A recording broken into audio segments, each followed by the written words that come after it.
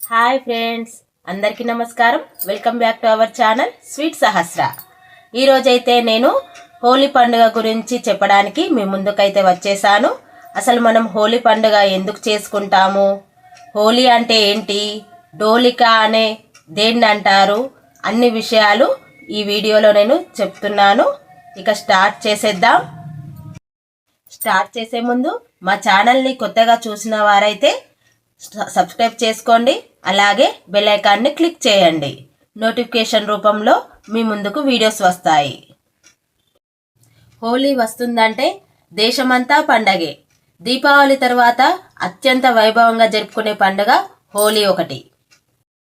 ఈ పండుగని సత్యయుగం నుండి జరుపుతున్నట్టుగా హిందూ పురాణాల్లో తెలియజేస్తున్నాయి. హోలీ అంటే అగ్ని లేదా అగ్నిలో పునీతమైనది అని అర్థం. హోలీని హోలికా పూర్ణిమ అని కూడా అంటారు. ప్రతి సంవత్సరం పాల్గొన మాసంలో పౌర్ణమి రోజు వచ్చే ఈ పండుగను హోలీ అని, కామదహనం అని, డోలుకోత్సవం అని కూడా అంటారు. అసలు హోలీని ఎందుకు జరుపుకుంటారో తెలుసా? దీనికి ఒక ఇతిహాసం ఉందండి. ఆ ఇతిహాసం ఏంటో మనం ఇప్పుడు తెలుసుకుందాం. పూర్వం రాక్షస రాజు హిరణ్యకశిపుడి కుమారుడు ప్రహ్లాదుడు నిత్యం విష్ణుమూర్తిని స్మరిస్తూ ఉండేవాడు. అది హిరణ్యకశిపునికి నచ్చలేదు.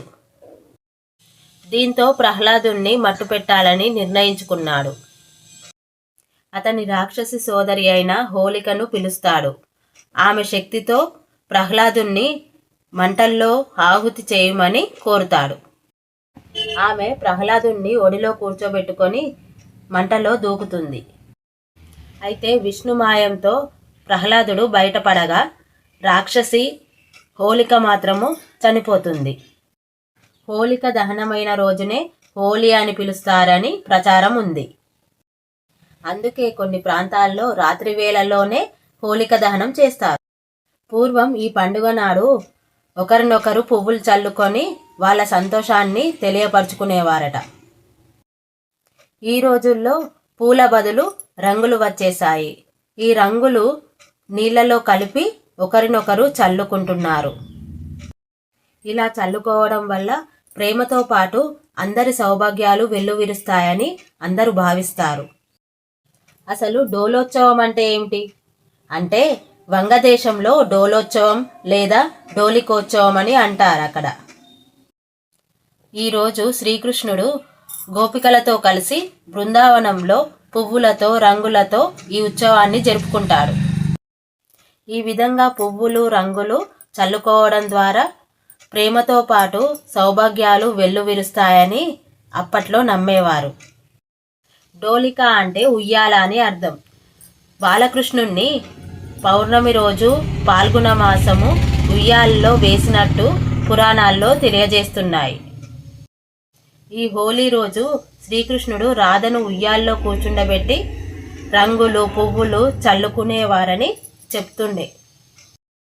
ఈ హోలీ జరుపుకోవడానికి మరొక ఇతిహాస కథ ఉందండి.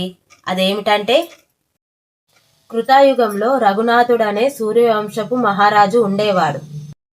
ఒకరోజు ప్రజలందరూ రాజు వద్దకు వచ్చి, హోలిక అనే రాక్షసి మా పిల్లలందరినీ వేధిస్తుందని బాధిస్తుందని రాజు దగ్గర మొరపెట్టుకున్నారు.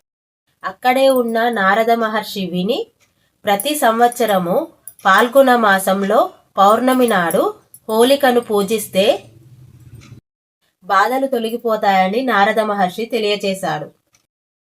ఆ పూజలు పగటిపూట చేస్తే కష్టాలు వస్తాయని, రాత్రివేళ నిర్వహించాలని వివరించాడు. దీంతో అప్పటి నుంచి పూజలు చేస్తున్నారని పూర్వీకులు తెలియచేశారు. ఓకే ఫ్రెండ్స్, ఈ వీడియోలో హోలీ పండుగ గురించి, హోలీ ఎందుకు జరుపుకుంటామో అన్ని వివరాలు డీటెయిల్గా చెప్పాను. నా వీడియో నచ్చినట్లయితే లైక్, షేర్ అండ్ సబ్స్క్రైబ్ చేసుకోండి. మరొక వీడియోతో మీ ముందుకు వస్తాను. ఇక సెలవు.